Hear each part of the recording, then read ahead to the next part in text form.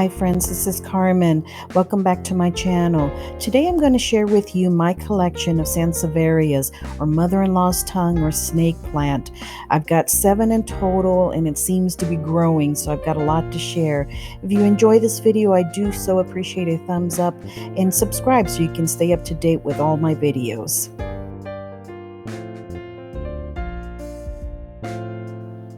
To start, we're going to head outside and show you a couple of snake plants that I have out on my balcony.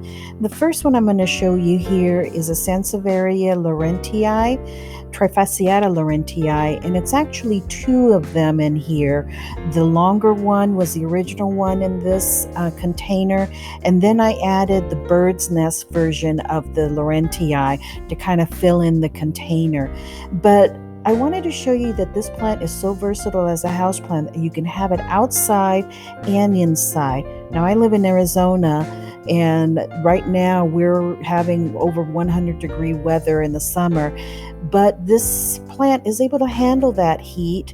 It is in the shade. They do not do well in direct sun, so you do want to keep it in the shade if you do have it outside. But I water it about once a week during the hot summer months, and I do bring it in if by chance it does get below 40 degrees, which is kind of rare here. But this is the second one that I want to show you, the Sansevieria Trifasciata Jade Dwarf. It's in a bird's nest form and it's all green. And this one I originally had inside, but the inner leaves in the center were getting a little bit lighter green. So I put it outside to get even brighter light, and those leaves turned a darker green. So although these plants can take low light inside, sometimes the color of the leaves can change if you have them in a lower light situation. But if that does happen, you can always bring them outside in the shade and they'll pop right up. Coming back inside, I wanted to show you this beauty here. This is a Sansevieria cylindrica, and I got this particular one at IKEA, which IKEA has some really fabulous plants, by the way. But this one here has such amazing architecture to it, and I think that's one of the things that I love about Sansevierias. They can go into a modern home or a more traditional home, but the leaves are what really attract me to them. I do have it in a free draining soil, fast draining soil, which is cactus soil added with some perlite. And inside I water them about every 2 weeks because it is inside, the air conditioning's on, and it takes a little bit longer for the soil to completely dry out and for it to need good drenching of water.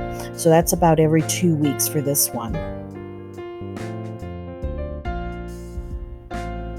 Now this little guy is a Sansevieria Hanii in bird's nest form, and he's so cute. He actually has a couple little babies growing underneath there for being such a small plant, and the way that they send their babies up are through rhizomes. Although the Sansevierias do have roots, but they send up their babies, their pups, through rhizomes that grow. So they're very easy to split off, very easy to propagate. I'm going to wait a little bit longer for these to get bigger before I take them out and give them a pot of their own. This one's doing really well in this terracotta little cherub potter that I got at a thrift store. Okay, now I'm going to show us the newest additions to my collection. This one here is the Sansevieria Fernwood Mikado, and I got it from Hirt's Gardens online. And it came in a 6-inch pot. I have already transplanted it into another 6-inch pot, terracotta pot. And the one thing about Sansevierias is they do like to be a little bit pot bound. They like to be snug in their pots. They do well that way, so you don't want to over pot it. But this one here looks almost like it has cylindrical leaves to it. But when you look a little bit closer, it has a little bit concave form to it, so it just makes for a really unique structure to this plant.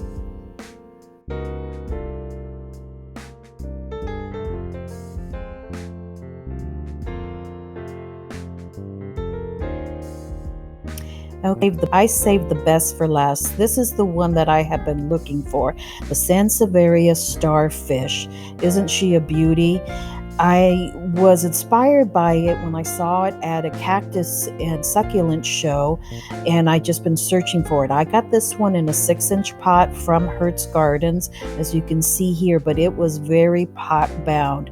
When I took it out, I realized the pot was already shaped in an oval because it had been pushing out so much. So I transplanted it into an 8-inch pot, gave it that free draining soil, and this particular pot I got at Walmart. Now it does have some growth on the side that if I wanted to, I could have separated those rhizomes and put those smaller versions of it into their own pot. But I wanted it to be in its own pot. I think it just looks so spectacular in its own pot. You can see it here in the on the counter in my kitchen. I just think it looks wonderful. So after seeing these, friends, I hope it convinces you that this can be such a wonderful houseplant, whether you have it inside or outside. You just don't want to overwater them. Make sure that they have some good draining soil, and let it dry out completely before you water them, and they'll do great for you. I hope you enjoyed this video, friends. If you have, please do give it a thumbs up and make sure that you subscribe. And thanks so much for watching today. Have a blessed day.